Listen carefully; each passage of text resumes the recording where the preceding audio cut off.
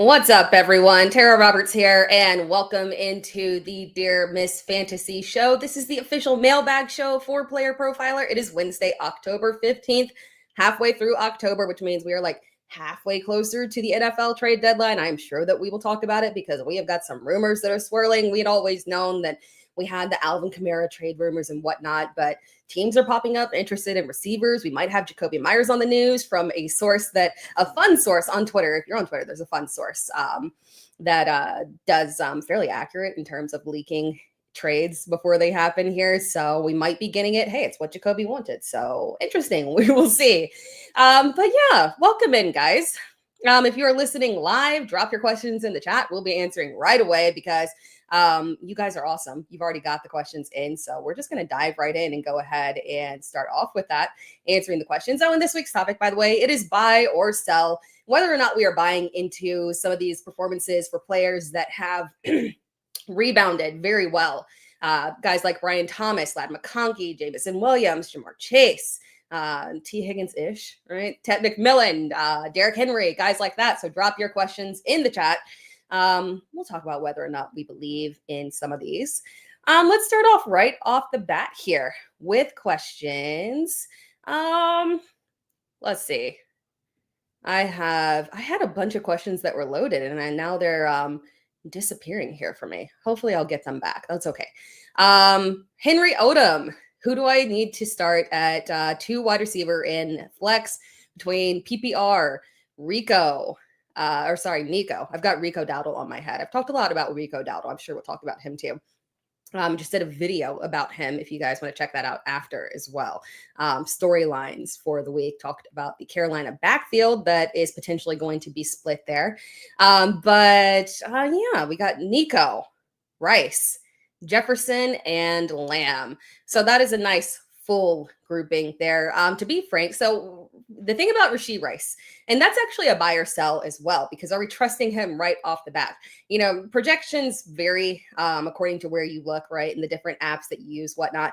But all in all, from what I've seen, Rashee Rice is already projected to outperform Xavier Worthy in this first matchup here. I think that obviously says a lot about him and also a lot about Xavier Worthy and how underwhelming the production has been over the past couple of weeks there. Sorry, Henry, I'll share your question there for everybody to see on YouTube.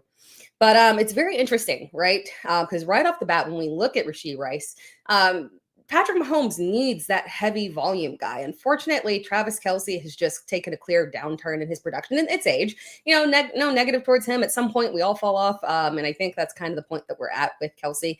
He can bring it every now and then. He's still, you know, a low-end tight end one, but doesn't have that upside that Patrick Mahomes needs. Worthy, again, is playing through an injury. If he were healthy, maybe this would be a different situation.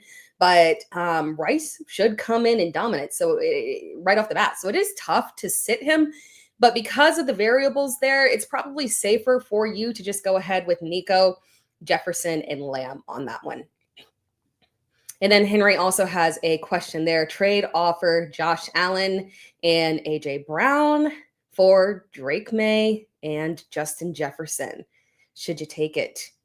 I would take that. Yeah, the production difference between Josh Allen and Drake May is honestly not that drastic. And it's not that there's any issue with Josh Allen overall. Just, you know, of course, there are down games that come. It happens for everybody here. But it's less about any issue with A.J. Brown and more about the fact that Drake May has been absolutely fantastic and has shown himself on a weekly basis, with a couple of exceptions here and there, right? Top 10 consistent upside there. He has the rushing upside to really get us there in terms of that consistent top 5 upside there. Upgrading from A.J. Brown to Justin Jefferson, who obviously is in a precarious quarterback situation at this time right now, as of Wednesday. We don't have a named starter for Minnesota this week. We knew that at some point J.J. McCarthy would be back, but the offense has been flowing well with Carson Wentz. I mean, the offense tends to flow well with anybody, any veteran quarterbacks there. J.J. McCarthy, obviously, Had a struggle game before he got injured there, but he is a rookie. It system is awesome, right? But it does take a little time just to adapt to real game time speed there. Not a rookie. He's not a rookie, but it is his rookie-ish season since he literally got not a single ounce of play last season because he got injured even before preseason. So this was really his first live in action. So I give him a little bit of an excuse there, right? But we saw Jordan Addison return, and I think the benefit of Jordan Addison returning was massive for Justin Jefferson to really stretch out that field and allow Jefferson to be Justin Jefferson there. So I trust him and in his level of his floor, his volume a lot more than I trust AJ Brown. Unfortunately, and that's not anything to do with AJ Brown. That's just the unfortunate nature of his sad existence there in Philadelphia. In that video that I dropped earlier this morning, I talked about Philadelphia as well.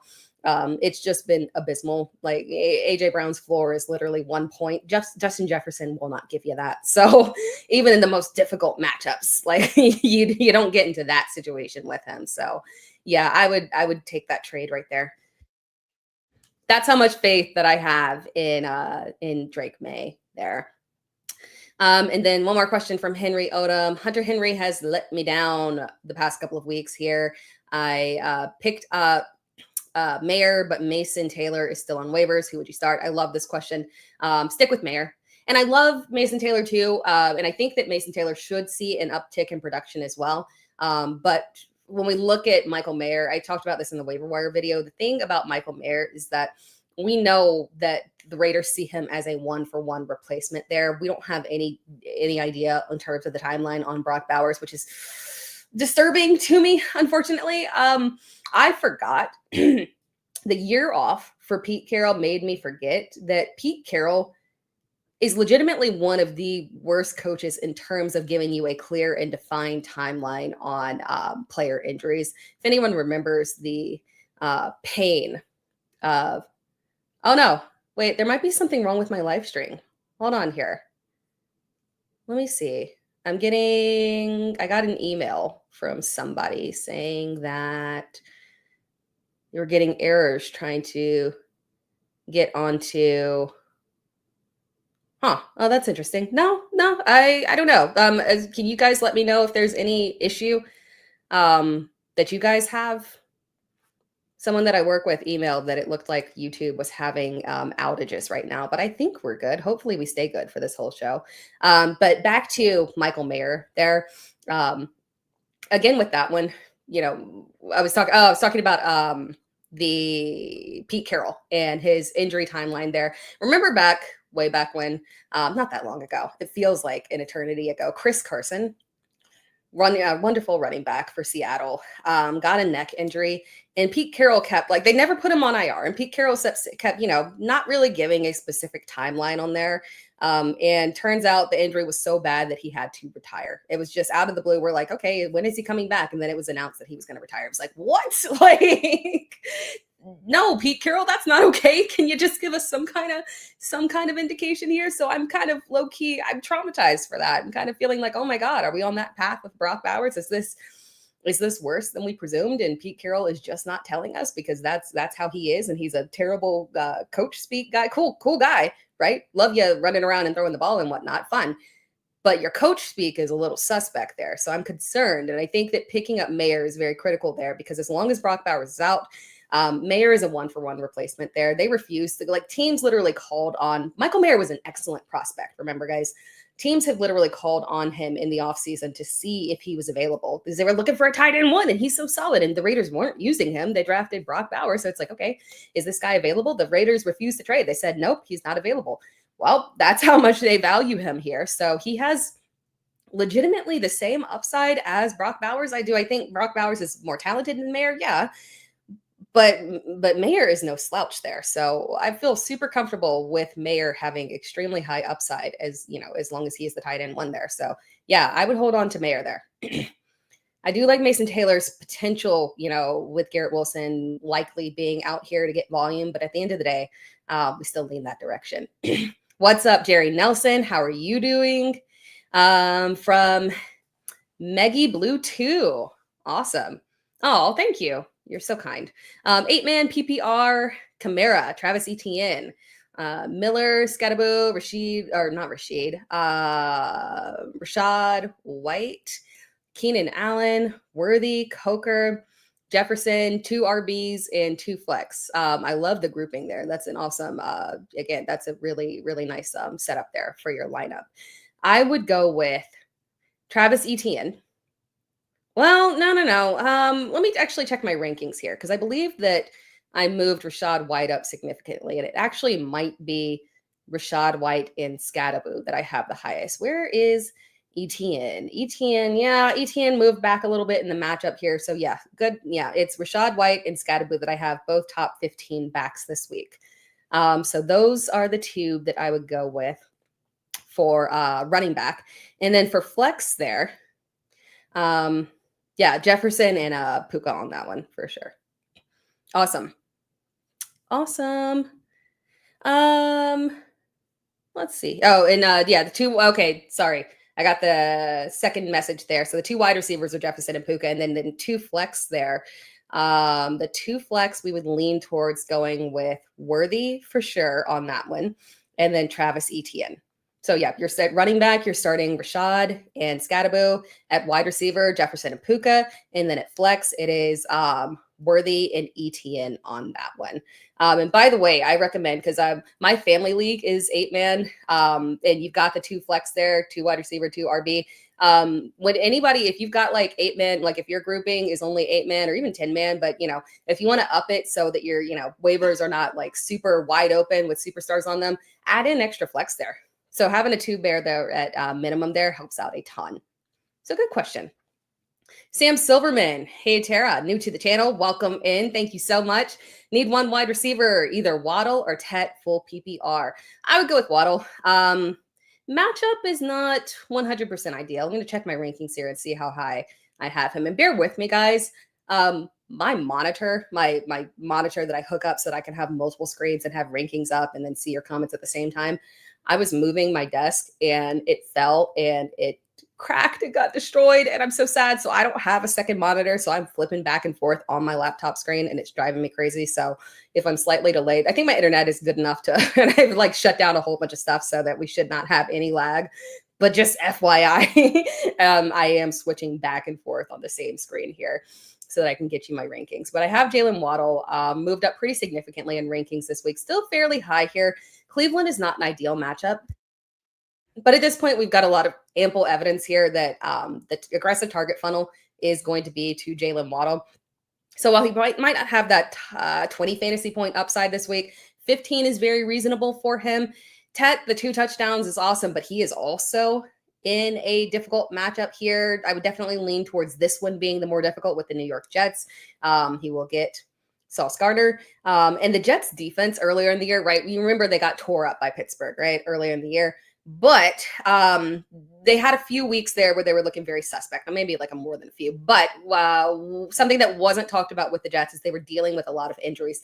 They got 1 player back last week. I'm hoping, I have not checked the practice reports. Actually, let me check the practice reports right now to see what is Quincy Williams doing?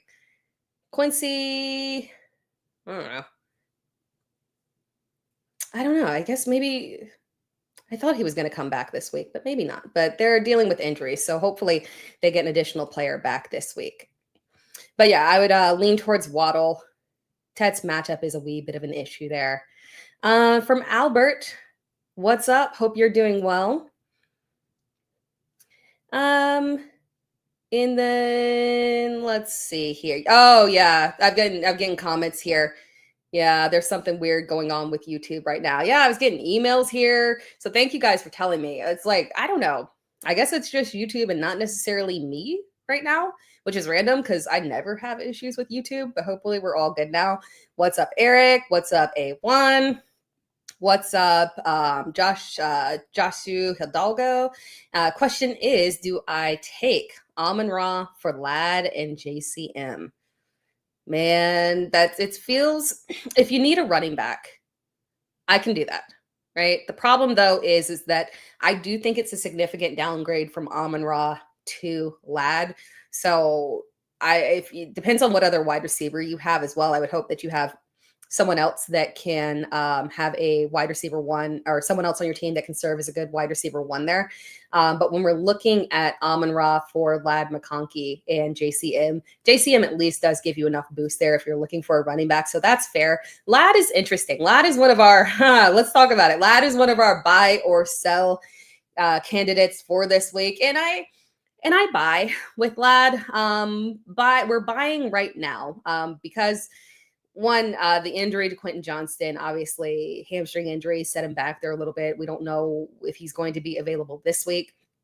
I do not believe he is practicing right now. Wednesday, we go live on Wednesday for those of you that are watching, which unfortunately means, so he logged a limited practice, which is good, but he logged a whole bunch of limited practices last week as well. So I would have hoped there maybe would have been a little progression, but Wednesday practice reports, I mean, we go live on Wednesday. We can't go live on Thursday because of the game there. The Wednesday practice reports, that's why it's so hard to talk about injuries, because they're so random.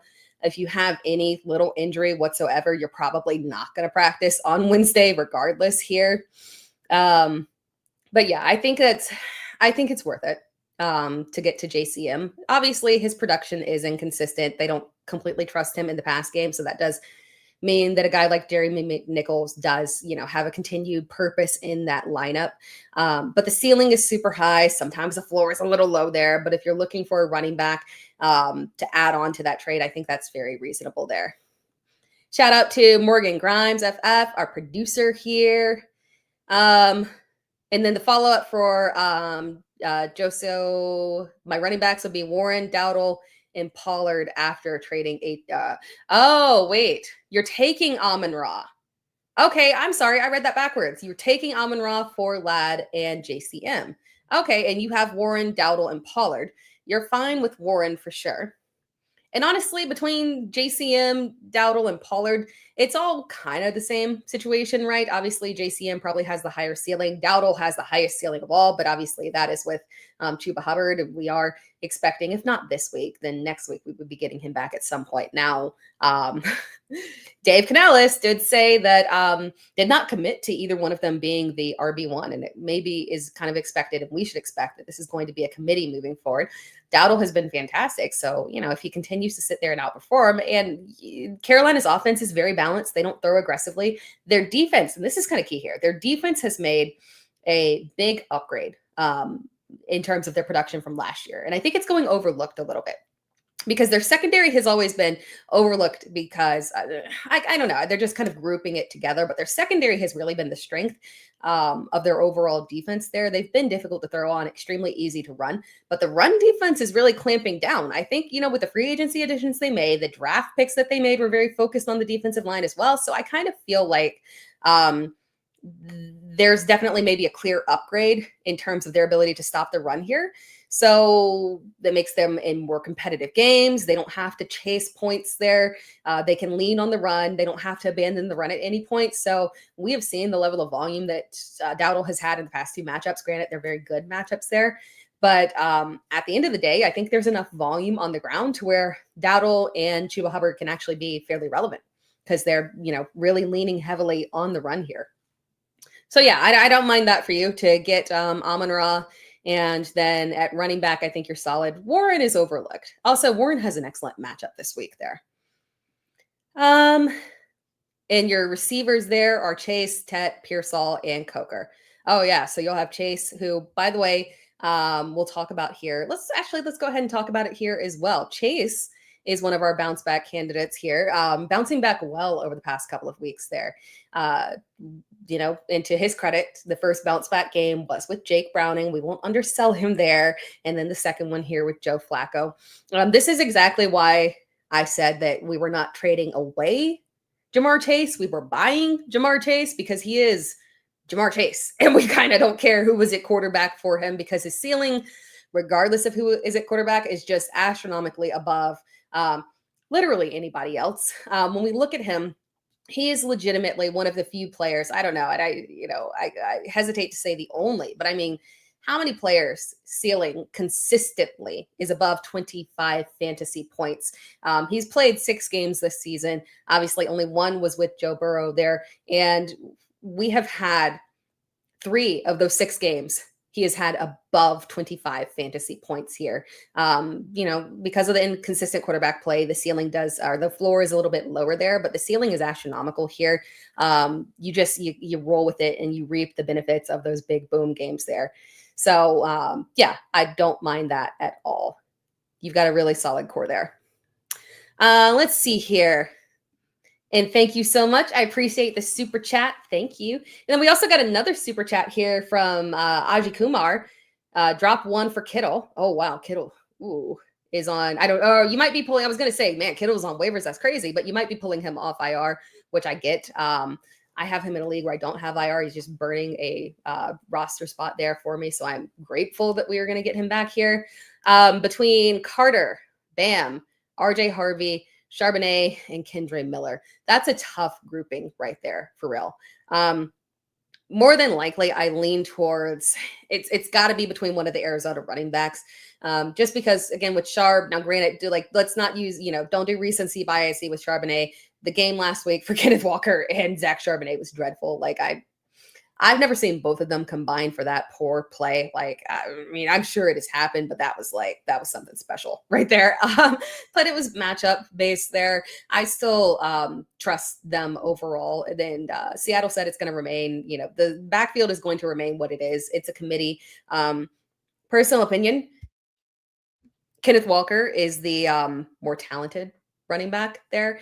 But at the end of the day, talent is awesome, but they want to use Charbonnet once they get into the red zone. It is what it is there. So you want to keep him, especially because Walker has not had one of those injuries and he's always due for one, unfortunately. So high upside handcuff there. You can't drop Miller because while New Orleans said that they are not, 100% trading. They're not interested in trading Alvin Kamara. You say things, but often when the right offer comes in, you change your mind on that one. So no, we can't drop Kendre Miller. RJ Harvey, again, J.K. Dobbins' injury history just makes it a must keep there. So it is between Carter and Bam. It's got to be Carter there. It's a true committee. Bam got the start there. Neither one of them really outperformed the other. As a matter of fact, they literally gave the exact same performance. The difference is that Bam got the goal line touch, obviously, or red zone touch in terms of getting the touchdown. And then Carter has the upside from a receiving perspective. They flipped it right there. They could flip it back there. But for you, I would probably go ahead and drop Carter. It sucks because in theory, they really could just flip it back and start Carter again. I don't trust Arizona at this point, unfortunately. They'll tell us, apparently, so that's good. But I don't know if there's any true consistency there in their backfield. So dropping one for Kittle, I think it's got to be Carter there. All right. Let's get back here to the chats. From Meggie, Blue 2. If Puka is out for wide receiver or flex, Coker, Worthy, Keenan, Gainwell, Judy, Fannin, Trey Tucker, Chuba, Dobbs, reading things together, Kayshon Boutte or Whittington there. On that one, I would probably lean toward, it's between Worthy and Keenan Allen. Although technically Fannin might have the highest upside, but I would still lean towards the wide receivers. And between Worthy and Keenan Allen has come down a little bit here, and we still have to kind of figure out where exactly Quentin Johnston is in his injury recovery there. So safe bet there is to go with Worthy. We talked about, again, Rashee Rice. It's possible that Rice could just benefit the offense as a whole. So maybe that would help Worthy get an uptick in volume and maybe, send him downfield for some more big play opportunities there, because Rice is definitely the guy out of the slot. So we should get a little bit more varied usage there for Xavier Worthy. So that will be interesting. But yeah, I would lean towards going with Xavier Worthy on that one. From Eric, QB, Drake May, RB, Wan'Dale Robinson, I'm like having reading issues today. Bijan Robinson, Travion Henderson at running back, and then wide receiver Sutton, Keenan Allen, tight end Harold Fannin Jr. Nice flex, Wan'Dale Robinson, Devontae Smith, and then kicker is Chris Boswell. I would still go with Wan'Dale Robinson on there. I'm actually going to drop a video talking about Wan'Dale Robinson tomorrow afternoon-ish. I am still okay with Wan'Dale Robinson despite the matchup with Denver. Reason for that is that more than likely, the matchup for Patrick Surtain is going to go to another receiver there, not Wan'Dale Robinson. He'll play the majority of his snaps out of the slot. They're sending him downfield occasionally, but for the most part there, and which I like. I love the usage that they've adjusted for Wan'Dale. But right now they're primarily using him in the slot. So he probably won't see a lot of Pat Surtain there. And overall, Denver's secondary is just, solid as a whole, right? So no slouch in terms of him getting an easier matchup, but he just won't get that matchup there. So I still feel comfortable with Wan'Dale Robinson over DeVonta Smith, especially with the way that DeVonta's production has been so incredibly volatile. At least we know we have a nice baseline there for Wan'Dale. He's had 7 targets over the past couple of games. Jackson Dart's volume has not been super high, but he's accurate. He's effective. He's connecting with the receivers well, and Wan'Dale is the wide receiver 1, so I feel good with it. From Larry, should I grab Rachaad White over Walker? Yes, for sure. I would go with Rachaad White over Walker. I have moved Walker back in the rankings, unfortunately, this week. Rachaad is a top 15 back for me. Again, not an ideal matchup. Detroit has been stout against the run. They do allow touchdowns, which is key. With Rachaad White, we're not expecting a ton of volume on the ground, but what we are expecting from him is goal line opportunities there. Obviously, Sean Tucker did contribute there. That was cool. But for the most part, this is still Rachaad White's backfield. And more than anything, he has the receiving upside. And that is critical this week, obviously, because when we're looking at Tampa Bay, we don't know right now, unfortunately, the status of Mike Evans. But we've already know that Godwin is going to be out. It's a foregone conclusion right now that is going to be Emeka is going to be out. So the only person who could even be available is potentially Mike Evans. But again, we don't know on that one. So if we're down all those receivers, obviously there are, young, speedy receivers playing behind all those guys, Tez Johnson, Sterling Shepard, Cameron Johnson, to step up, right? But we could see an uptick in volume to Rachaad White because he is an incredibly reliable receiver as well. So I do like him a lot this week. I have moved Kenneth Walker back to a low-end RB2. Unfortunately, we don't love the matchup with Houston there. So yeah, he's rolling back there. Shout out to Bradley Stalder. What's up? Hope you're doing good. Yeah, we got the Amon-Ra thing from Burkham. Matthew Golden or Tucker in PPR. I would go with they're fairly even for me. Obviously Tucker has the higher ceiling, but I would go with Golden on this one. For the past 3 weeks, we've got Matthew Golden at a nice little baseline here. He's given us a good floor. Like, hey, I love to see it. I love to see a good floor from a rookie here. He's given us a floor of 10 to 13 fantasy points. I will take it. And more so than anything, when I watch Matthew Golden, I'm watching somebody who looks like he can be a wide receiver 1. And I'm watching somebody who it looks like they are trying to push him forward in the offense. And the Packers offense is just being a little weird right now, right? Again, they're moving, but I think we're not getting Jordan Love at his very best right now. But if they continue to push towards Golden, and he's been having a very safe floor here, I feel like eventually we're going to get that boom game from him. And I do think that this week is a possibility for him because this has been a matchup where on the surface, it doesn't seem like a fantastic matchup, but because, from a fantasy point perspective, Arizona has not been giving up a ton of fantasy points to opposing receivers, but it's kind of weighed down, unfortunately, in terms of the average because they have played a lot of bad quarterbacks. I had it pulled up. I was actually looking at this exact thing for Matthew Golden because I'm writing an article and talking about him. The Arizona defense on the surface looks like it's been very good against wide receivers. And to their credit, Will Johnson, obviously rookie, has been fantastic, but it is because they have played a lot of mediocre quarterbacks. Unfortunately, half of their games have been against guys like Cam Ward, Spencer Rattler, and I forget who the third one was. Somebody else, real suspect.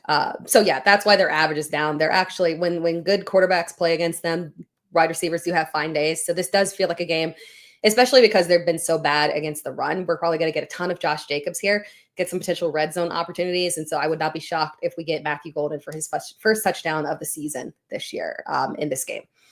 So yeah, I lean towards Golden on that one. Trey Tucker is very interesting, guys, because remember I mentioned we've got those trade rumors for Jakobi Meyers. So I don't mind. And we got Jakobi Meyers sitting with an injury out of practice today. which is interesting because we didn't have any inclination that he was dealing with an injury. If we've got the trade rumors and a little injury popping up, don't be shocked if this is a situation where we've seen before, where guys that are on the trade block don't actually play if they're legitimately on the trade block because they don't want them to get injured. So they sit them with an injury and don't get traded. So Tucker could actually have high upside. If for some reason Jakobi Meyers does sit out this week, definitely go with Tucker. But if not, Matthew Golden is the one there. Let's see here. From Aji Kumar, pick 2, 1 wide receiver, 1 flex, Rasheed, Devontae, Harold Fannin Jr., and QJ. Oh, man. For right now, we're definitely going Rasheed and Harold Fannin Jr. Hear me out on this one. It doesn't look like David Njoku was described as day-to-day. Obviously, those of you who are listening on the podcast, you will know when you're listening to this because it drops on Friday. But when we're looking at Harold Fannin Jr., if Njoku is out, I mean, the ceiling is extremely high. Dillon Gabriel cannot hit wide receivers. He cannot throw the ball downfield. Kevin Stefanski's offense very aggressively tilts towards targeting tight ends, and that's just the nature of it, which is why he likes Dillon Gabriel. Like Kevin's, if it seems confusing why Kevin Stefanski is doing the things that he is doing, it is because I believe he is very stubborn and steadfast in the fact that he thinks his system should operate this way, right? We saw it with Baker Mayfield. He thinks his system should operate a certain way, and he does not acquiesce to trying to adjust to the quarterback's preferences, right? Or he can't fit his system to other quarterbacks. So it makes sense that maybe he prefers Dillon Gabriel because Gabriel is somebody who fits his system better. Now, granted, we're not seeing it on the field, but if he wants everything to be targets to tight ends, Dillon Gabriel can do that. He can't get the ball downfield. He's given Jerry Jeudy 13 targets, and Jerry Jeudy is getting nothing. I'm kind of furious over that one, right? Because we were spoiled last year with Jameis Winston. Jameis spoiled us and unlocked the best version of Jerry Jeudy that we've ever seen, and I fear that we will never get it again. Maybe Shedeur can come in and give us epic Jerry Jeudy. I don't know, but this is just frustrating. I know it is for you guys too, just because we need to see a better version of this offense. But it does mean that Harold Fannin Jr. has the highest upside of anybody in that offense at this point if David Njoku is out. So, yeah. And you said, is it 2 wide receivers and 1 flex? If it's 2 wide receivers and 1 flex, then it is Rasheed, Devontae, and Harold Fannin Jr. because of QJ's injury. But if it's just the 1 wide receiver and 1 flex, it's Rasheed and Fannin. If QJ plays and he's healthy and he is cleared on Friday and not a game time decision, then we would go with QJ over Fannin. But thank you for the Superflex chat. Appreciate you. From Shorty, thank you for the Superflex. Where can I improve this team? 12 team, PPR, QBs are May, Darnold, Dart. Okay. RBs are Jacobs, Irving, White, Benson, Carter, and Isaiah Davis. Wide receivers are JSN, Chase, Tat, Ayamaner, Booty, Burden, and the tight ends are Warren and Kraft. You know, my first instinct there is that you've got 2 extremely high value tight ends, and I'm not opposed to holding multiple tight ends, especially because I'm not opposed to flexing a tight end as well. But because your wide receivers, you've got 2 superstars there, and then Tet, who is also, generally speaking, a top 24 receiver for us. And your running backs are very solid at this point in terms of you've got 2, right? In terms of right now starting Jacobs and White.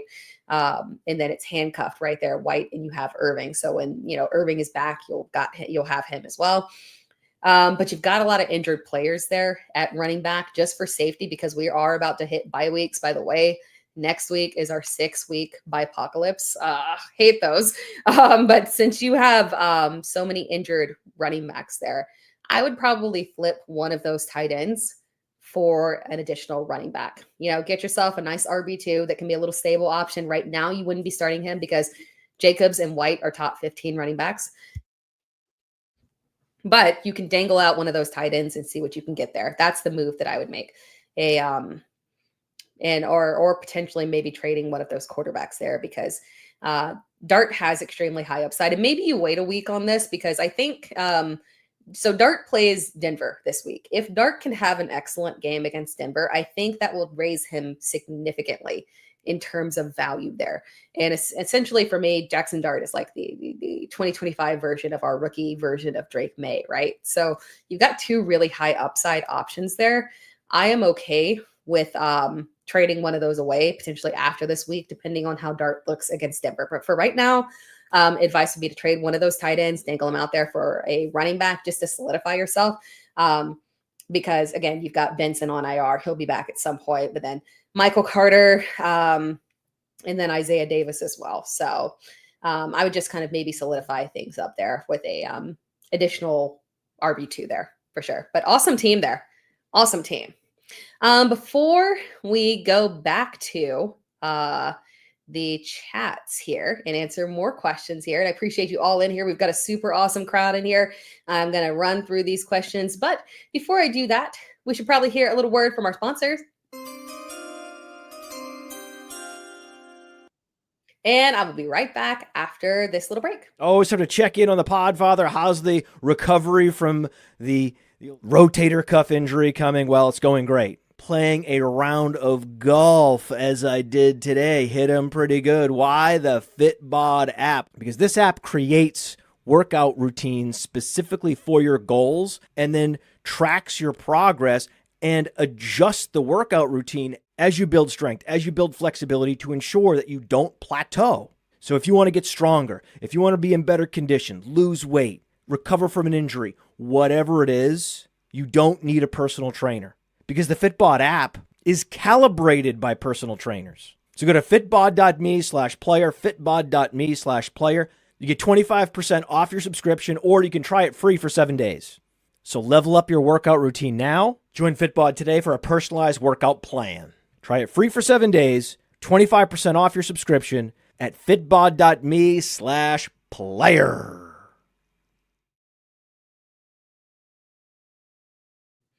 All right, welcome back. Actually, side note, I actually went, I'm very busy during football season. I had been pretty consistent about going to the gym before September. I was in there like 3 days a week. I was doing pretty good there. It definitely fell off once once we got into week one there. Actually, really even preseason things even kind of started to go a little sideways. But I actually went to the gym today. I was very proud of myself. It was a very light workout because, like LeBron James, I too deal with sciatica. I'm not joking. I'm one of the most injury-prone people you would ever meet. I am an athlete. I am legitimately an athlete. I consider myself athletic. I played 3 varsity sports in high school: basketball, track, and swimming. Of all things, so swimming was my best sport. But man, I'm injury-prone. If I can hurt myself in any way, shape, or form, I will do it. I am the I'm the Hollywood Brown of just general regular people, right? In terms of getting injured. So yeah, that's a little bit about me there. Back to the questions here. Let's see. From ABM. What's up? So in a 4-point passing touchdown, I have Justin Fields. Yeah. Should I trade for a quarterback like May or grab someone like Darnold? First, yeah, you can grab someone like Darnold for sure because you're 100%. You got to start somebody else this week. So yeah, head to waivers and grab whatever you can. Darnold is a nice stable option there. But a trade for a quarterback like May for sure would also be a very nice route to go there. So yeah, I hate it. I got Fields in one league, but it's time for us to. His upside is so high, but I do fear of what this is going to look like with Garrett Wilson being out for. They said not super extended. But that could mean 2 to 3 weeks here, and that is kind of rough for us. So we got to prepare to move on. What's up, Mar? Shout out to Big Bando TV. And then from Infinite Pilot, Jacobs for Lamb. Yeah, I'm okay. That's a fairly even trade. I like both sides of that. You get whatever you need on that one. Obviously, Josh Jacobs is an incredibly steady RB1. Volume is there for him. Goal line opportunities are there for him. But Lamb also from and this is why I consider them very equal. And really, quite frankly, I hold Lamb to a little higher regard, but running backs are at a premium right now. So even though wide receiver injuries are driving us crazy too. So honestly, maybe both positions are at an equal premium. It's the tight end position that is thriving, I guess. But yeah, Lamb's production that we saw earlier in the season, I feel like that was just, the floor that we were seeing. I don't think those were ceiling games. Dak is performing at a really high level there. I'm happy for him. I want good things for Dak.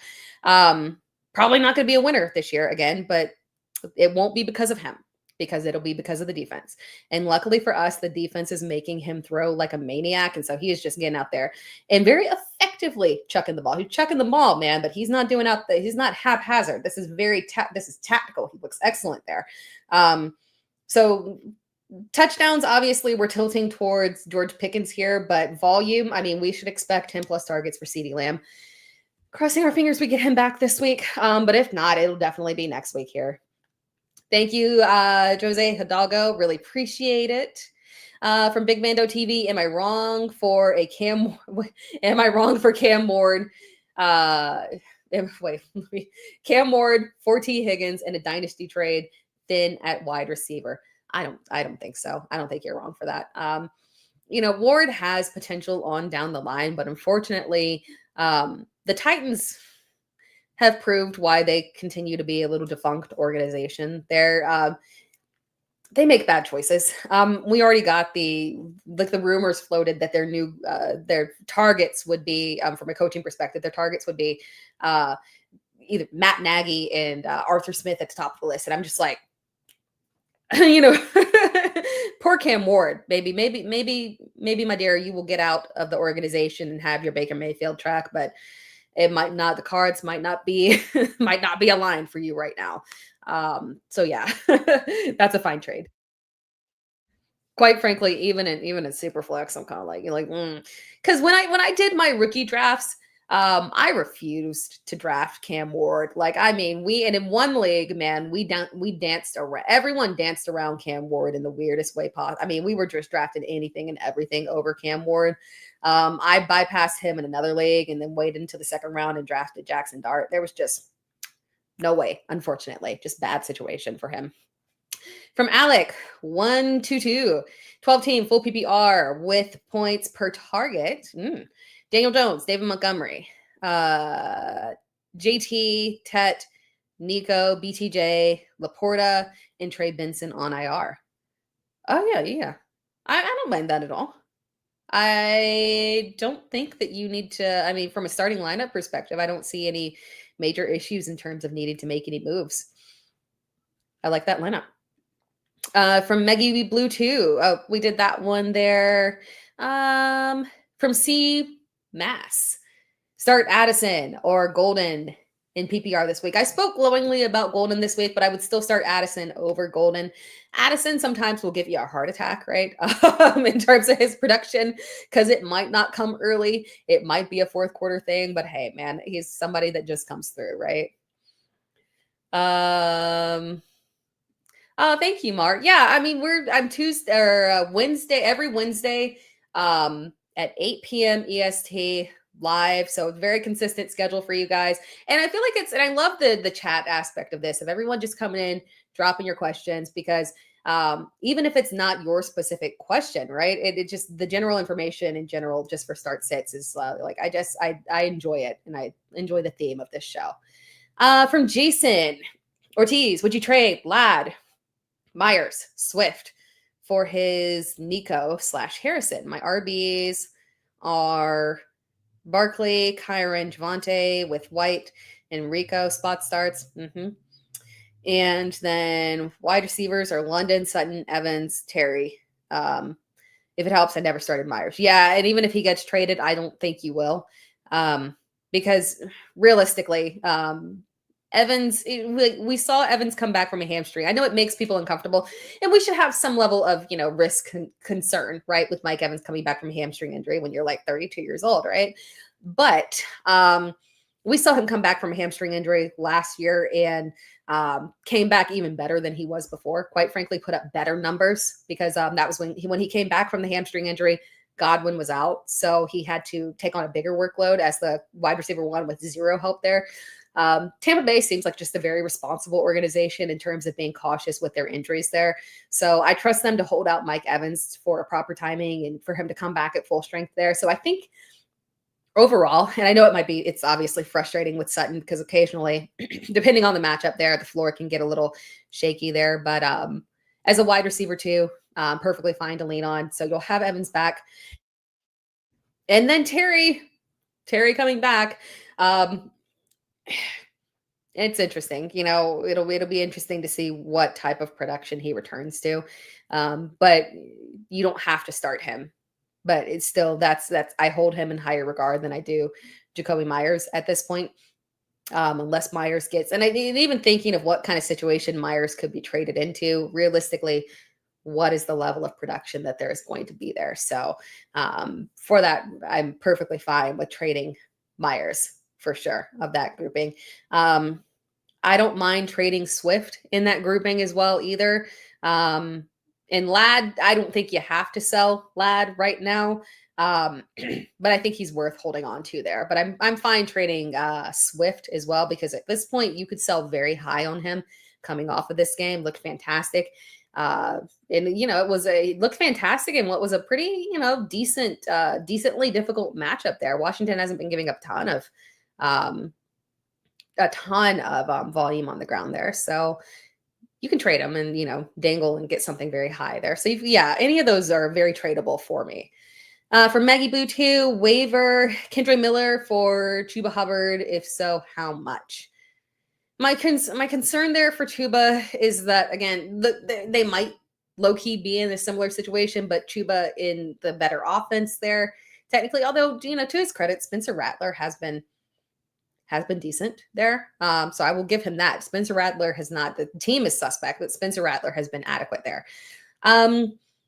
I kind of lean towards, especially because we think this is going to be a committee there. I don't mind making that move, but I wouldn't bid aggressively on it, just because if you don't end up getting him, it's perfectly fine, I think, to stick it out with Kendre Miller because of the trade rumors for Alvin Kamara as well. But obviously you have to make that move right now. So I might bid 5 to 10%, maybe. I wouldn't go all out to get him, because if you don't end up with him and someone outbids you, it's not a big deal, to be quite frankly. I would take that risk for Kendre. For Mar, first game back, would you start Rice over T-Mac? Yes, I would. Yeah. I already have him ranked higher. Generally, projections in general are higher for Rice as well.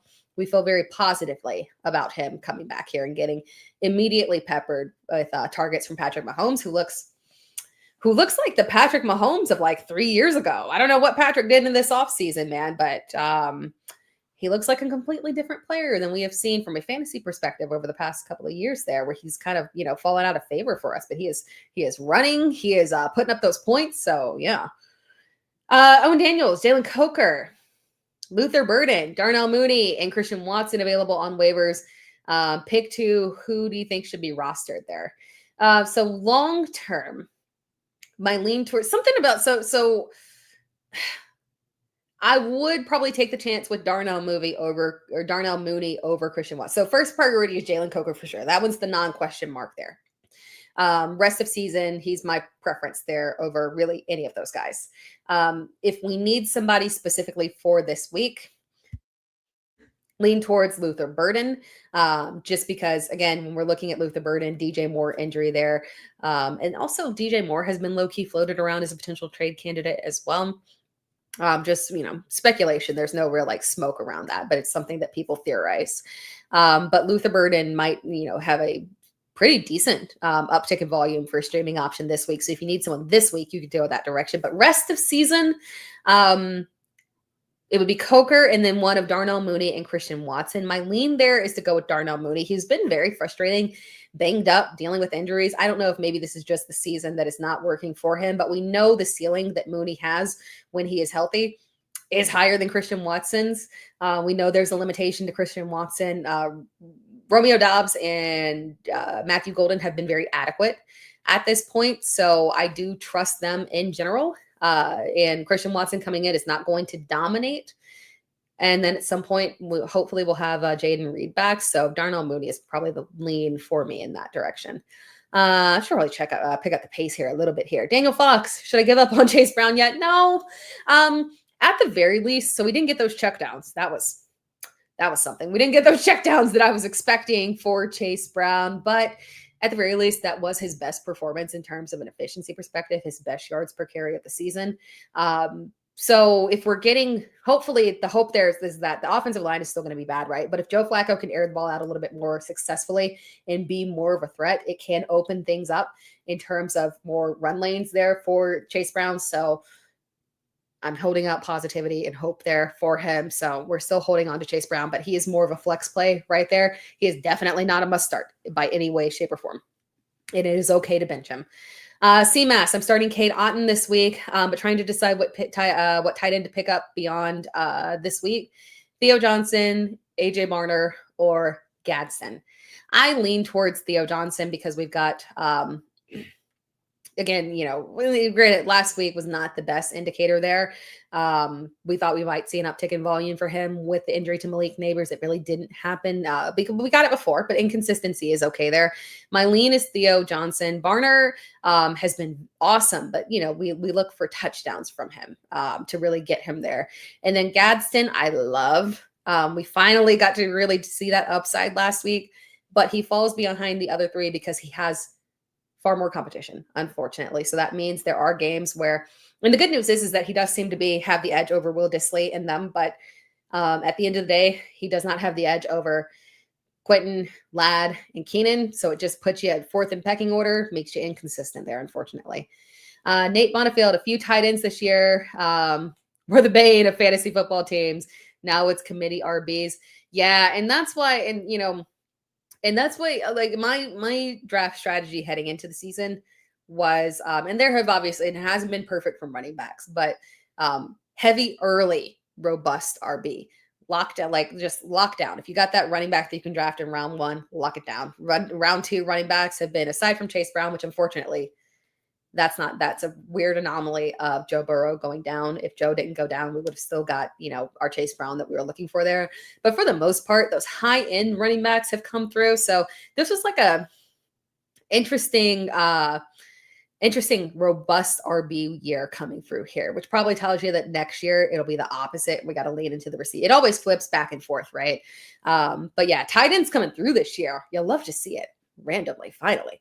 Maybe it'll stick. Because they're getting more athletic, people. They're getting more athletic. They're getting smaller. They're getting more agile. They're getting quicker. They're getting more athletic. And there are some prospects out there in college. From Sam Silverman, would you rather roster Kendre Miller or Isaiah Davis? Kendre Miller for sure. Again, honestly, the New Orleans offense has been running better than the Jets offense, ironically, there. And then Kendre has the, multiple paths towards being the RB1 there, since we still have the trade deadline potential. From Mar, I have Jordan Mason and Aaron Jones on waivers. Do I drop him? Do I drop Sharps for him? Okay, Mason's on waivers, and Jordan and Aaron Jones on waivers. So I dropped Sharps for him. My other running backs are Mark, Spears, Harvey, and I have Coker in my IR spot. Yeah, I would drop Sharps for Jordan Mason. Aaron Jones should theoretically be back at some point. And when he returns, though, Jones has value in PPR, but again, that early down work and the goal line touches are going to go to Jordan Mason. It's not going to change on that.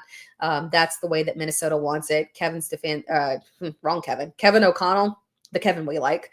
Kevin O'Connell is pretty steady in terms of being very straightforward. And the vision there really is that they want Jordan Mason at the goal line. So he still has strong play at RB2 there. From Nate, Bone and Fans, Keenan isn't playing in wide receiver 2 sets, which is why Ladd is bouncing back. Yeah, I wonder if they actively decided to make that choice there. Very, very interesting there.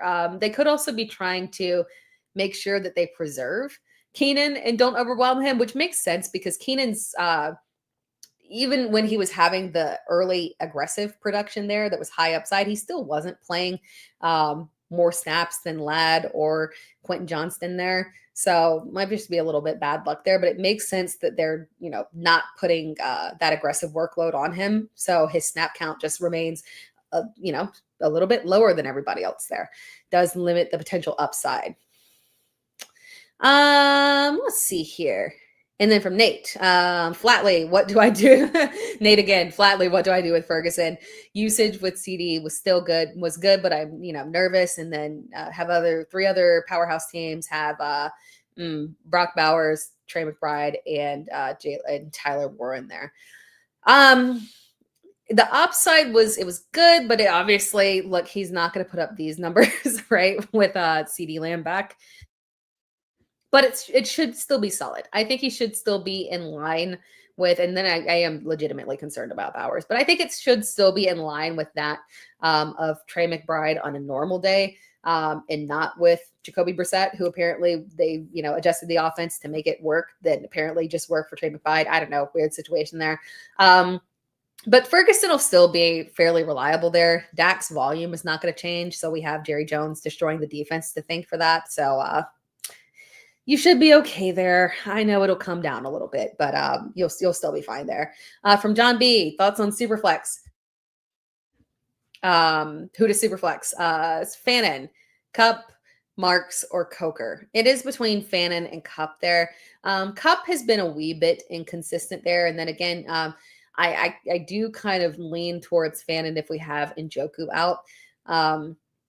Yeah, that's my lean there. Cup, obviously, when we look at this matchup with Houston, they are fairly stout from a defensive perspective. Cup overall is still giving us mediocre production, even though, he got the touchdown last week, but it's still just kind of, it's there. So Fannin is the one that I would go with on that one.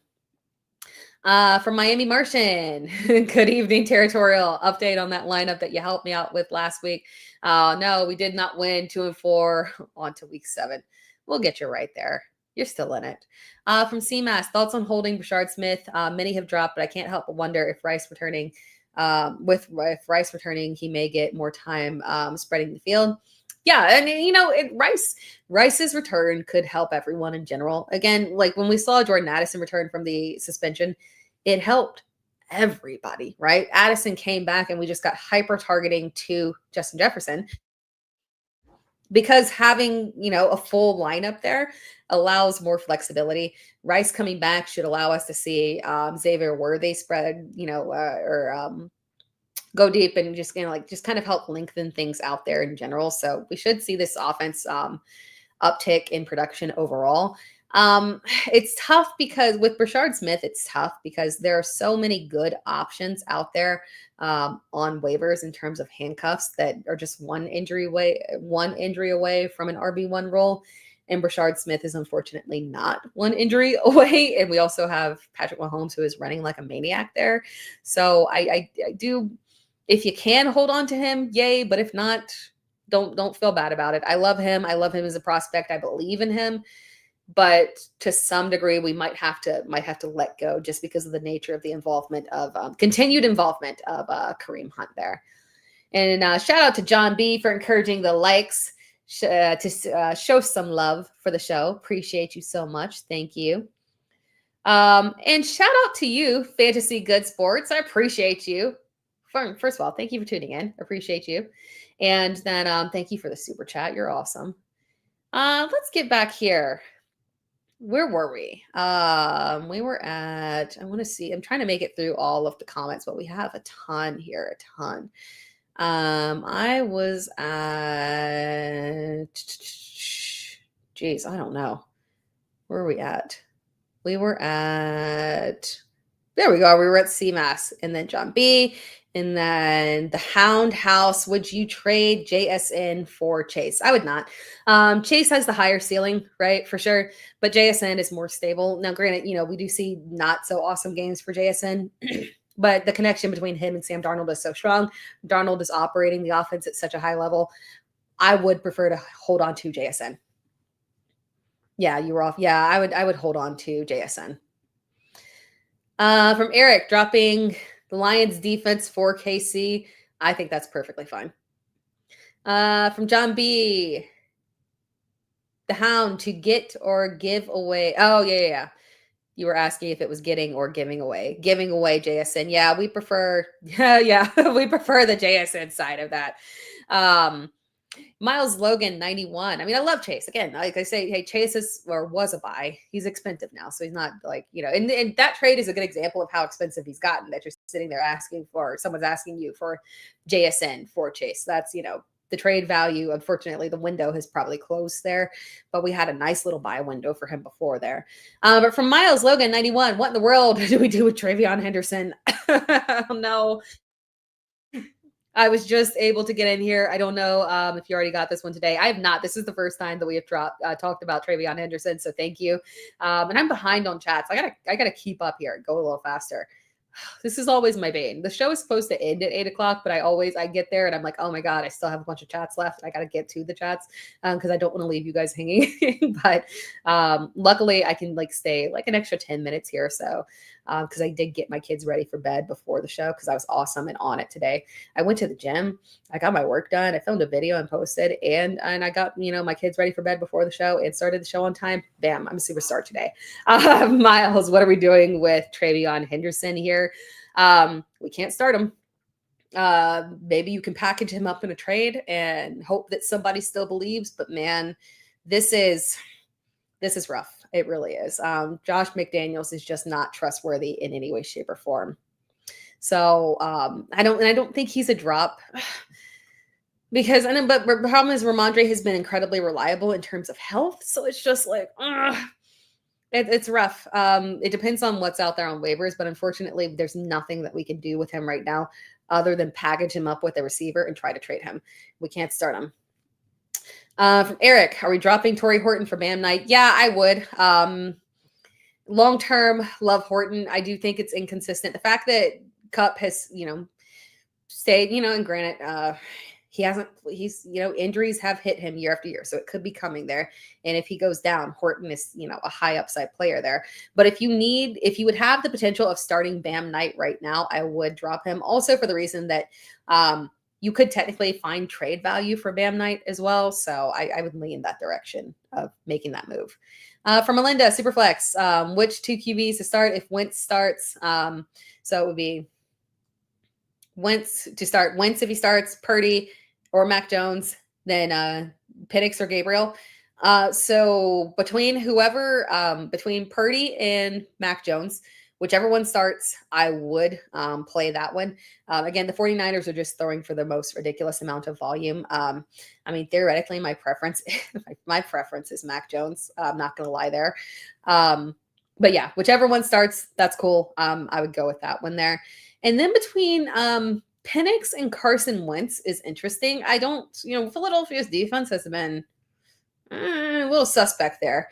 But I think I still lean towards Penix there. San Francisco dealing with all the injuries. It's Penix that I would go with. Dylan Gabriel has a fantastic matchup, but I still can't get there on him. So I would go with the healthy hey, we're going to San Francisco 49ers, Atlanta Falcons game it up here. Going to go with whatever 49ers quarterback is active. And then we're going to go with Michael Penix on that one. Eric, picking up Josh Downs and dropping Kendre Miller. If you need to drop Downs, yeah. But again, I still hold out hope that Miller has this upside coming with the potential trade there.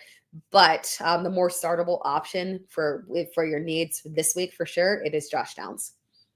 And then drop Bashal Tutin for Tutu Atwell. That's a mouthful on that one. Yes, I would do that. Ultimately, we don't know how long this injury is going to be for Puka Nacua. Atwell could have value there, so I'm fine with that. From Nathan, thank you. I appreciate that. Who would you start, Chuba or Woody?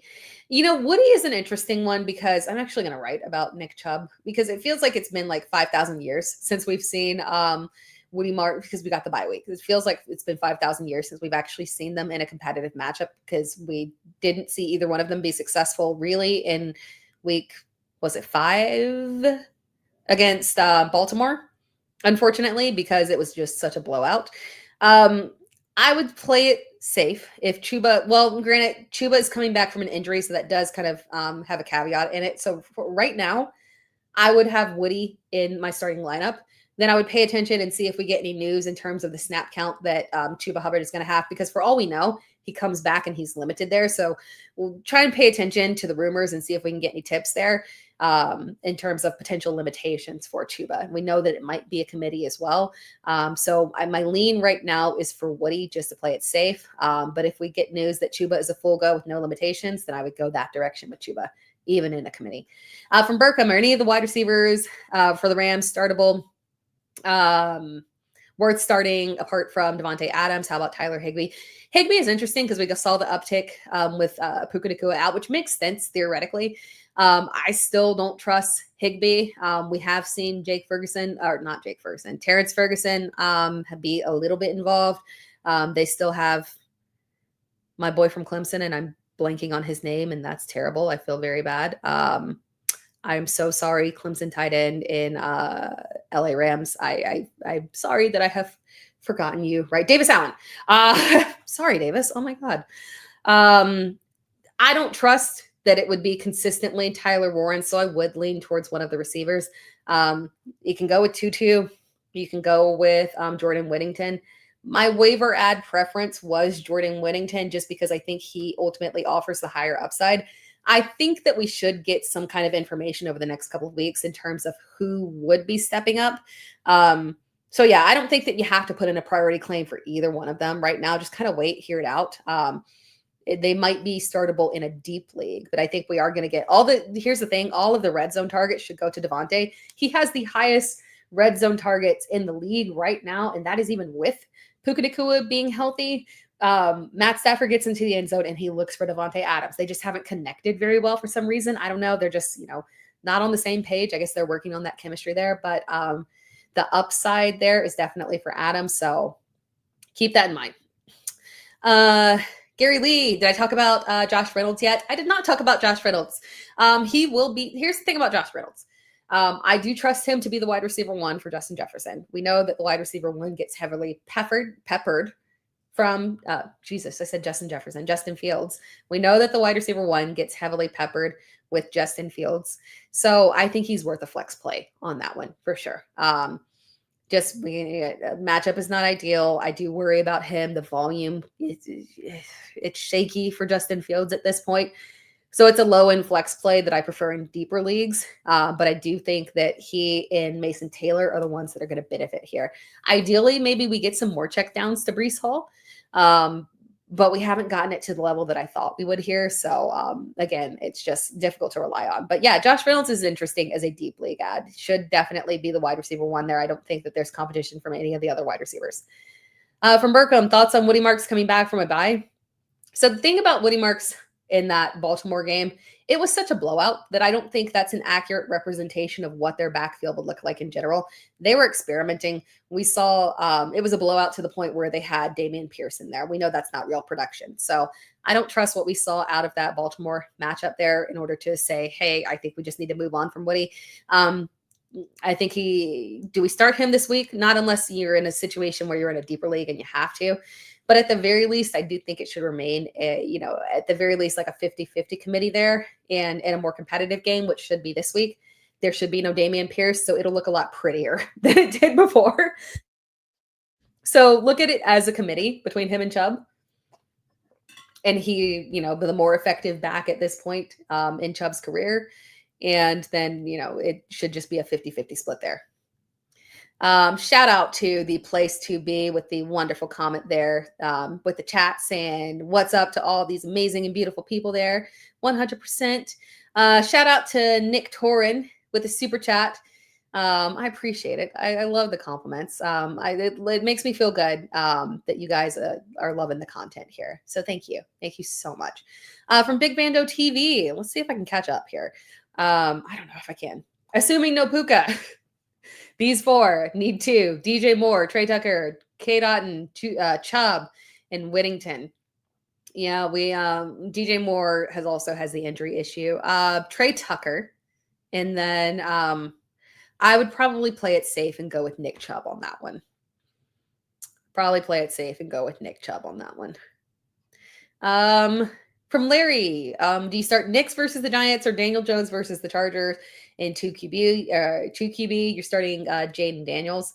Giants defense has been fairly adequate. I don't want to lie to you. I believe I have. Where are you at, Bo? I have Bo 2 spots higher. No, 1 spot higher. I have Bo 1 spot higher than Daniel Jones this week. And let me double check if that is consensus viewpoint on that one. Yep. That's general consensus rankings as well. So yeah, we go with Bo over Daniel Jones. The place to be, I'd ask start sit questions but all my teams are seeing red and I have practice squad players. You don't deserve the mental distress I'm experiencing. I feel you on that one because man, the injuries have hit so hard this year. I have, and granted, this is like a big tournament, so in weird, deeper lineups and settings. But I have my Scott Fishbowl team. My Scott Fishbowl team. I lost Kittle. I lost Tyreek Hill. I lost Jaden Reed. Who else did I lose? I lost somebody else. Went down with an injury. I can't remember, man. But I'm like someone else critical because I lost 3 of my first 4 picks. So who was it? It was Kittle, Tyreek. And then Lamar. It's been an ugly, and that was super flex. So I was kind of DOA there. I'm hanging on by a thread. I think I can still make the playoffs, but I don't know, man. This is a rough year for us, man. The injuries make me sad. Nate manifesting Andrews to the Bucks so bad. Let's manifest Andrews to anywhere else. That would benefit us like 10 times over. Morgan. What's up, Morgan? Is Scary Terry a must start against the Cowboys if he plays this week? Yeah, I low-key kind of think he is. I know and it'll feel uncomfortable, right? Because he's been so dreadful, but everyone and anyone has been good against the Cowboys, so I'm perfectly okay with it. At the very least, he's got to be a flex option for us, right?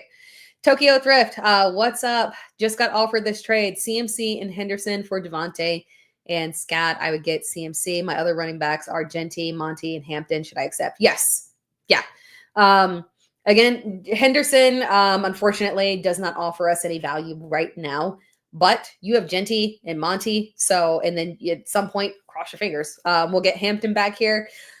So you don't need Henderson. You're really just trading that to get CMC, right? And then Henderson is a nice little bench warmer that could be something if Ramondre goes down with an injury. I think that's very reasonable to get CMC. I think I said CMC. I think I'm tired.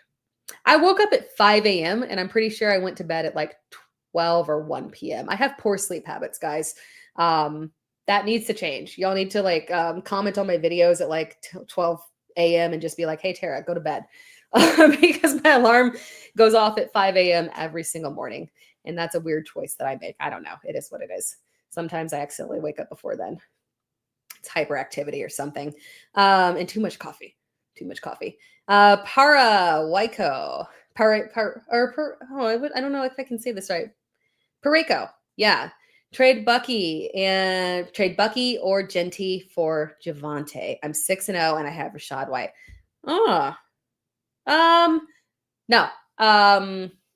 I think you should I could trade Bucky for Genty. I don't know if I would do it for Javonte.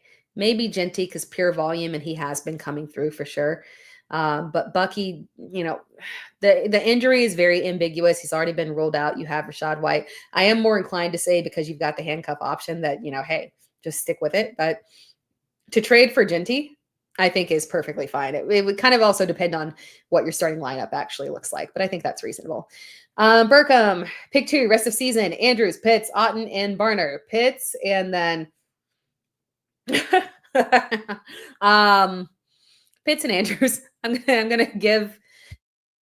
gonna hold out hope. It's tough. Theoretically, I should say Barner, right? But because we've never seen this production from Barner, I low-key feel like a little a little skeptical there of it sticking rest of season. And at least like I feel like we did see that back half upside. Like remember, this was right about the time that Mark Andrews started getting hot last season. So I would not be shocked if he comes back and he's hot. From Sean Bonds, one wide receiver. Excuse me. One wide receiver rest of season PPR. Coleman, Hunter, Booty, Coker, Bond. It is. I lean towards. My bias is showing on this one. I lean towards Coker on that one. I will be honest, my bias is showing on that one. I am very much so a Jalen Coker stan. Theoretically, I should say Travis Hunter over Coker because Hunter obviously has, extreme talent upside there that could come through, but we don't ultimately know. I think the split and getting reps on both sides is kind of just hurting his overall upside. It's between Coker and Hunter. Logic says you could go with Hunter. My heart says Coker. And from Rodney Santana, appreciate the super chat, by the way. Rodney Santana, Kenneth Walker, buy or sell? A sell right now if somebody will purchase him. Yeah. If somebody will purchase him, sell Kenneth Walker, unfortunately. Again, just the split is not going to end. I do trust he's the more talented back, and it's frustrating. He's the more talented back. He's the more efficient back. He's the more effective back. Statistics prove it there, but I do not think they're acquiescing on using Charbonnet as well. It is what it is, unfortunately. And they're literally splitting carries evenly in the red zone. We should get some increased luck in terms of, better, more advantageous red zone opportunities for Kenneth Walker, but the split makes it very frustrating there. So if somebody is willing to sell him, I do think that that's a possibility there. If you're able to do that, for sure. From Paul Gregory with Josh Allen on a bye, I'm going with Joe Flacco. Am I crazy? Daniel Jones, Trevor Lawrence, Sam Darnold, and Aaron Rodgers all available on waivers. My gut says Flacco. I get why your gut says Flacco for sure. But I still definitely lean toward, because again, he's got, your gut says Flacco because he's throwing to Jamar Chase and Joe Flacco, right? I mean, Jamar Chase and T Higgins. So, but no, I would go with Daniel Jones on that one. Daniel Jones is the one that I trust the most there for sure. From Mar, Jordan Mason or Aaron Jones rest of season, it's Mason for me. Unless you're in a league that gets, extra points for,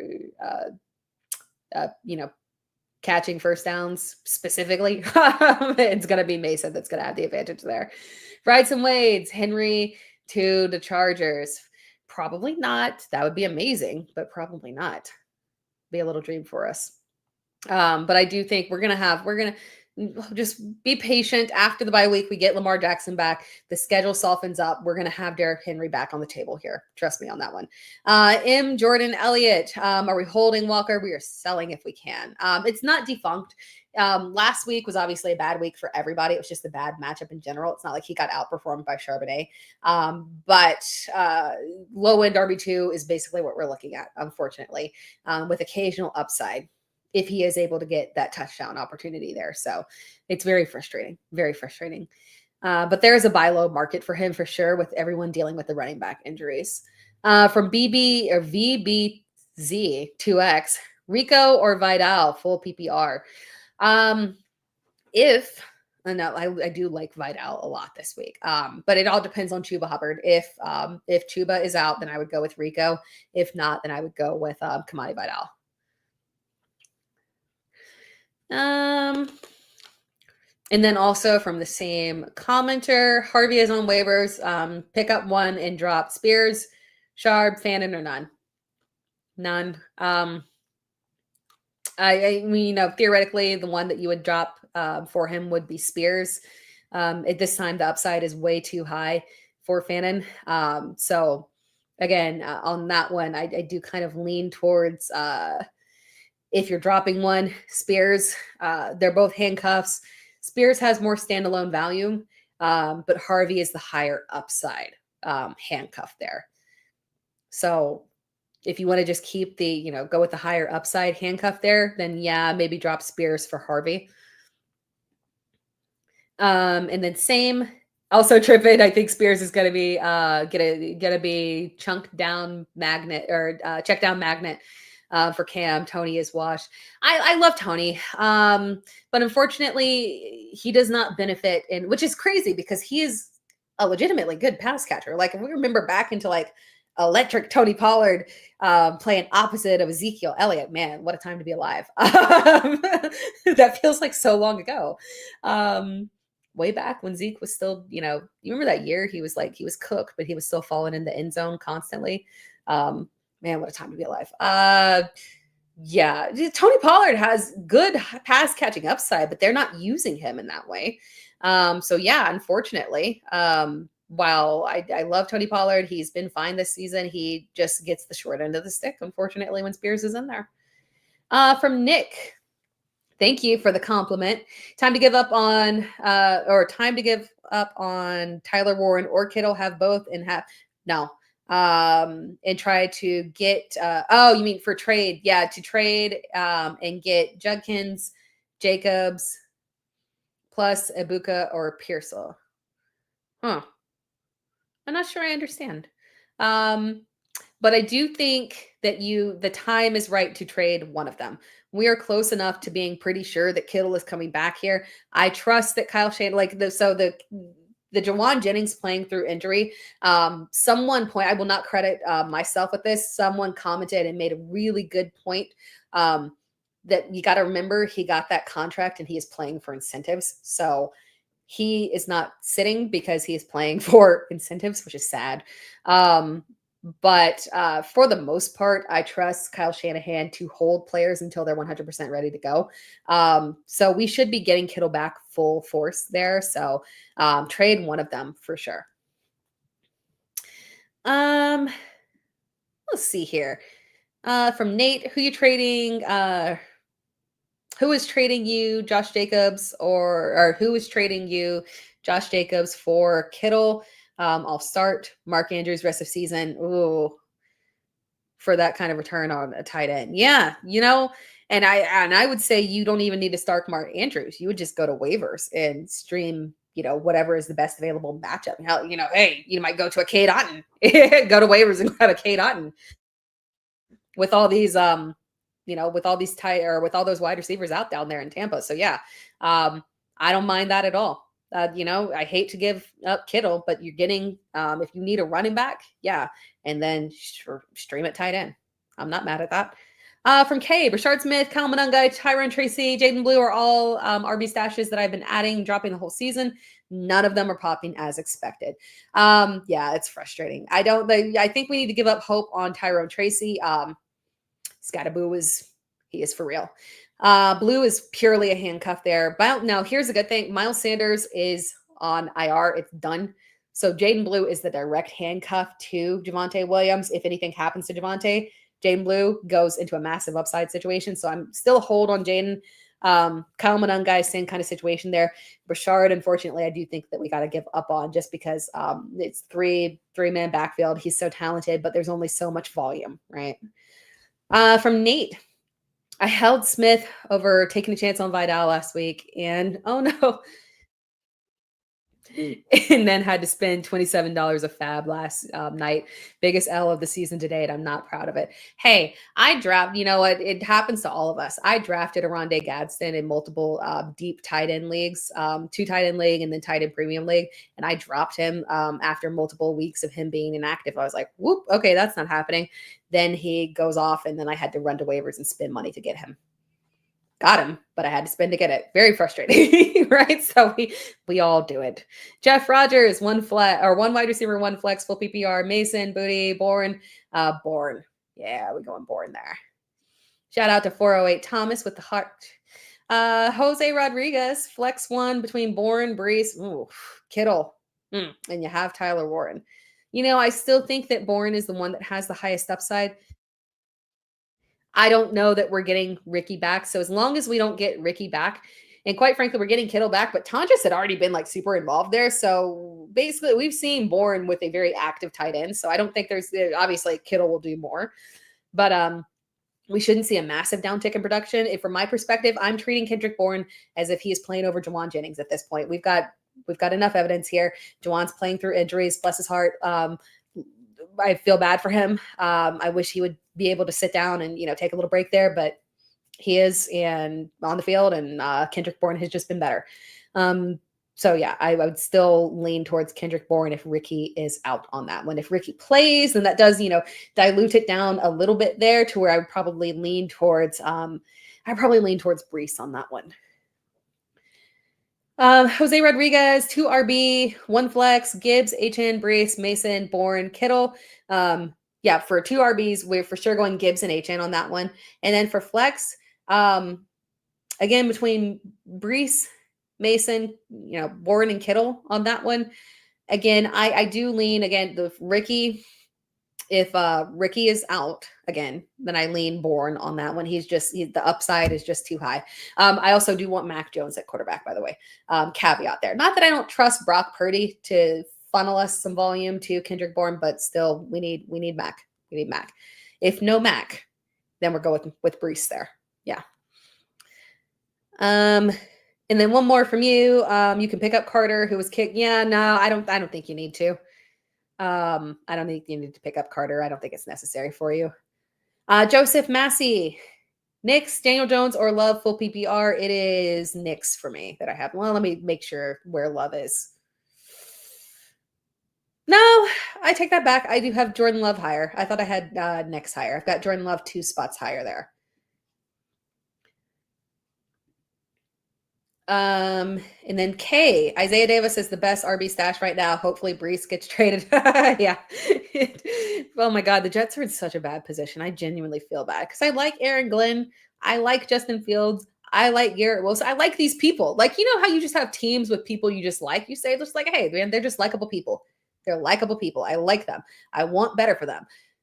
But it's a bad situation. So yeah, reality is that Breece is still a trade candidate there. I don't think they have to, again, because when we're looking at Breece, the injury to Braylon Allen does make a difference there. But contract year obviously makes him a trade candidate. But we got to remember with running backs, it's not expensive to franchise tag them, so they could have that plan as well. But yeah, I think Isaiah Davis is a very, very excellent stash for the potential of a trade there. We heard that they're going to be, I think we're going to have a potentially hot trade deadline. Maybe I need to go, I don't know, maybe I'll do some like spot lives if there's like trade drama coming in, if I have the ability to, because I think we could be getting some, it could be an active trade season here. From VB2X, would you trade Olave and Golden for Judkins? Your team is Goff, Hampton, Vinal, Henry, Rico, Bam Knight, Sharp, London, Pickens, Olave, Debo, Golden, McBride. Yes, I would do that. I'm okay with that. Olave has been very solid. Again, Spencer Rattler has been very solid. makes the Saints regret spending that second on they should have regretted that from the moment they did that. That was irresponsible. But regret drafting Tyler Shuck there. But yeah, Olave has been solid, but Judkins, we feel really, really good about him for sure. From K is Arian Smith a great pickup? I do think that Justin Fields is going to favor Josh Reynolds there. And then at the end of the day, I don't know if we have a ton of faith in Justin Fields anyway there, unfortunately, regarding his volume, unfortunately. So it's an okay pickup in deep leagues, but I don't feel super comfortable with it. From Shorty, who would you prefer to flex? Whittington, Booty, Coker, or Burden? If DJ Moore is out, sorry, I'm making the table shake. If DJ Moore is out, then Luther Burden. If not, then I want to see where this goes with Kayshon Boutte. I'm not going to lie there. But also, if we get news that Jalen Coker is going to be on a full snap count, that would also affect that. So preference is DJ Moore is out, Burden. Carolina tells us that Coker will play with no limitations, then Coker, then Boutte, and then Whittington, just because with Whittington and, maybe Tutu, it's kind of like more up in the air there. From Spiderweb TV, Chase or Samuel? Chase, for sure. Um, I lost Burrow neighbor. Oh God, I lost Burrow neighbors in Hampton, but I'm still for it too. Nice, still Bill.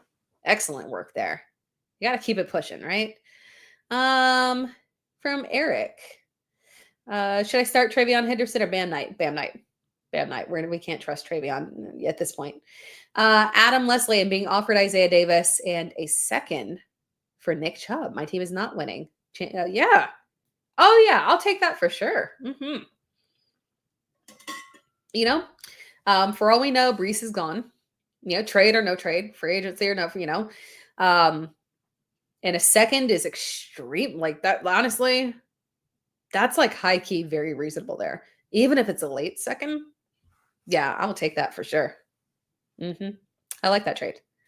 From Kay, losing Hampton really affected me. My RBs are Chase Brown. Oh no, Chase Brown and RJ Harvey. My bench RBs collectively are Tyrone Tracy and Kyle Monangai. Oh no. Yeah, the running backs, like this was a difficult year for those mid-round running back picks, unfortunately. Paul Gregory, awesome. You picked up Daniel Jones and dropped Flacco. Wonderful there. From Ritby 23, lost 4 of my 5 receivers: Emeka, Wilson, Harrison, DJ Moore. My only wide receiver left is Brian Thomas. Should I drop DJ Moore for Coker? Yes. Yeah, I would do that. And even then, so, injury or no injury there, DJ Moore's production has been mediocre. It's not his fault. I don't think there's anything wrong with him. It's just the offense is no longer focusing on him, right? So his floor and his ceiling are literally the same thing. I would do that for sure. Don't feel bad about that. Mr. Ed, Golden, Dobbs, or Chase Brown at flex. All of these guys have the exact same floor. Dobbs has the higher ceiling, so it's Dobbs that I would go with. 3P1C fail. How would you rank these RB stashes and PPR redraft? Monangai, Brashard, Isaiah Davis, Ray Davis, Caleb Johnson. I would rank them as Isaiah Davis, Kyle Monangai, Ray Davis, Brashard Smith, and then Caleb Johnson. Sadly, Caleb Johnson has just kind of fallen to the wayside for them. We've proven for sure that he must have also Gainwell to go down to make it happen there, unfortunately. From Jay Kuma, full PPR trade Pollard for Love. I have Caleb Williams, or trade Pollard for Kincaid. Oh, I would go with I would stick with Caleb Williams at quarterback, and I would trade Pollard for Kincaid. You're waiting on Bowers, but you have Mason. Kincaid's production has been, unfortunately, he's got the injury too, right? And you have Mason, and I guess it depends on. No, granted, I do think Kincaid has a good chance of coming back this week. We need to monitor that one, but my preference there would be to take that risk in getting Kincaid because he's, in my opinion, putting up good enough numbers that he's a flex option for you every week. From Bob Hope, Pitts, Fannin, PPR, Hurts, or May. So I would go with May and Fannin on that one.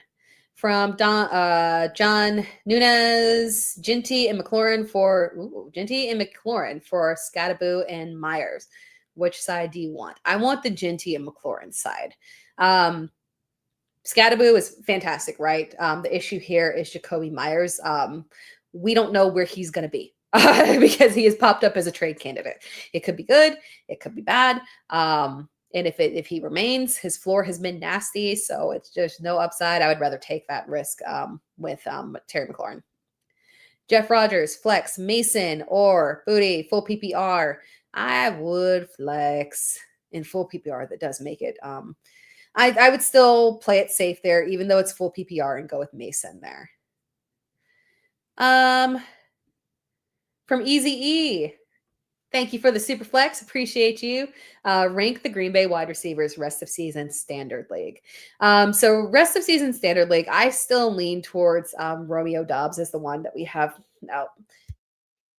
Again, I am when Jaden Reed comes back, I do think he has the highest upside. The timeline on him was 2 months. But we do know that he got two surgeries the surgery to his foot to deal with that foot injury that was ongoing with him, and then the shoulder injury as well. So again, I am just kind of low key a little bit skeptical on that timeline, especially with the Packers doing well. You kind of wonder if maybe they hold a little bit longer to get him, nice and fresh for the playoffs, since they should be trending towards that. So I'm kind of skeptical of if his return will be fantasy relevant for us. So let's leave him out of the equation there. I would rank it as Dobbs, Golden, and then Christian Watson. Watson has been incredibly inconsistent in the past, and then like Dontavian Wicks and whatnot. Dobbs has been the more consistent guy.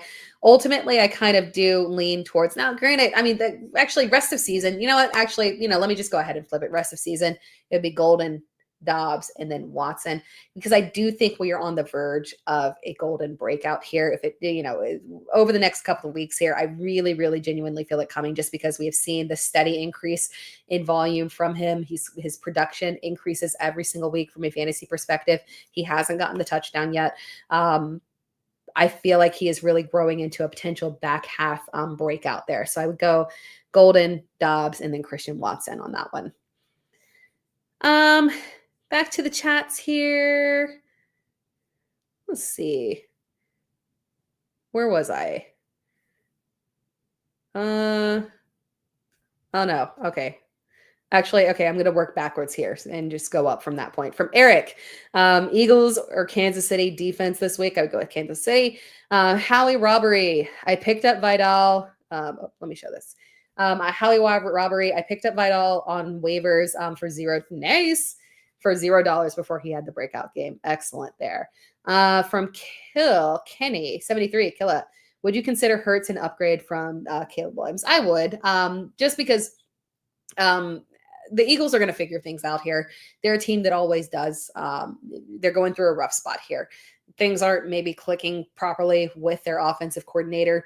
I believe they will solve that quickly, because they have been known to kind of, quickly adjust things and try and figure it out here. So I trust that there is going to be some adjustments that help out there. And at the end of the day, if you have to trust one, you gotta trust Jalen Hurts on that one. If you're gonna trust any Eagles aside from Saquon Barkley, it is gonna be Jalen Hurts with his rushing upside. Bob Hope, drop Knight for Miller.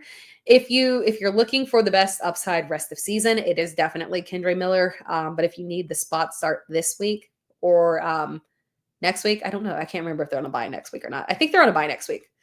Arizona is on a bye next week. So if you need Knight right now for a spot start, then that's the one that you need to go with. But if you don't need him in your starting lineup, then yeah, I would drop him for Kendre Miller to take a chance on the trade possibility there. From Robert Walker. Are we still waiting on Woody Marks, or should I drop and add Spears? No, we're still holding on to Woody Marks there for sure.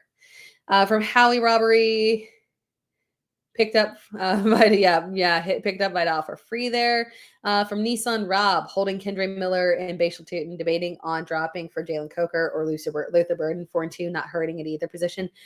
I would hold Kendre Miller for sure. Bashal Tutin, again, high upside handcuff there. Clearly would be the direct handcuff if anything happened to ETN. So I don't mind holding on to him versus going for one of those guys if you don't absolutely need to start one of them for sure. Thank you, Howie. I appreciate it. Glad you enjoy the content. And then you traded Hollywood Brown and Jackson Dart for Tua and Devontae Smith. Figured with Rasheed coming back, that it would be a good trade. Yeah, I think it is fine. If you didn't need Jackson Dart. If you didn't need Jackson Dart at quarterback, then that is fine. Just because Dart's upside is a whole lot higher than Tua, but the upgrade from Hollywood to Devontae is pretty significant there, for sure. From John, did we? Oh yeah! Oh my gosh! I think we caught up here. Yay! We caught up. Awesome. And from Burkham, appreciate it. Yes, thank you.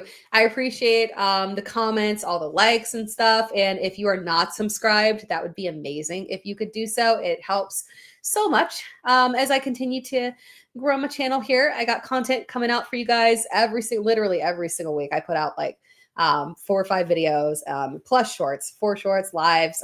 Yeah, so we're rocking and rolling. You are never short of content from me. But I appreciate you all tuning in so much. As a reminder, this is the podcast, Dear Miss Fantasy Podcast. It goes live every single Wednesday at 8 p.m. EST. So make sure that you are sub, turn on your notifications so that you can come back and join the live and drop your questions. And yeah, I see Easy E.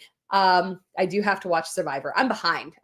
It ended, unfortunately. I mean, I recorded it right in my YouTube TV, but I've got to watch that. And then I've also got to watch, like, Wednesdays are big TV days for me. I don't watch like a lot. Well, I do watch a lot of TV, not gonna lie. But I binge watch a lot of TV. But things that I watch in live form, it's literally like just CBS reality TV shows like Big Brother and Survivor. And then Gen V I watch on Amazon. So that one dropped today as well. So I've got TV shows to catch up on. I got to make sure my notifications are not on. I'm hiding my phone because I know I'm getting Survivor notifications. I'm a Survivor junkie on that one for sure. And then D said, can't believe it, but I traded away Pickens and acquired Bowers. I hope he comes back. I'm scared of Pete Carroll. Pete Carroll has essentially traumatized me at this point with his injury updates. I forgot how much he's on my little betrayal list of guys, of coaches that I don't trust. Him and Kyle Shanahan up there in terms of injury timelines, unfortunately. But at least Kyle kind of tells you that he's BSing on injury timelines. Pete just like doesn't give information. Where it's like word salad. But that wraps things up for us, guys. I appreciate you all tuning in. Again, if you are not subscribed, that would be amazing. And then again, if you can go find the podcast, it's available on all platforms if you're listening live and you want to listen to the podcast version or support the podcast and subscribe to that on all platforms, that would be amazing. And then you can find me on social media, literally anywhere at It's Tara Time, ITSTRA. And then also support Player Profiler, who is our, I guess, what do you call it, a parent show? We are the official mailbag show of Player Profiler. This goes through this live specifically for the podcast Dear Miss Fantasy, goes through Player Profiler. So we appreciate their support as well. Thank you all for all the awesome super chats and comments. Chat was amazing here. So I will see you guys here next week, same time, same place. I hope you all have a wonderful week. Of course, if you have any comments or any questions after this, feel free to drop them on any one of my videos and I will get to them as well. But other than that, I appreciate you all tuning in and I will see you again next week. Have a good one, guys.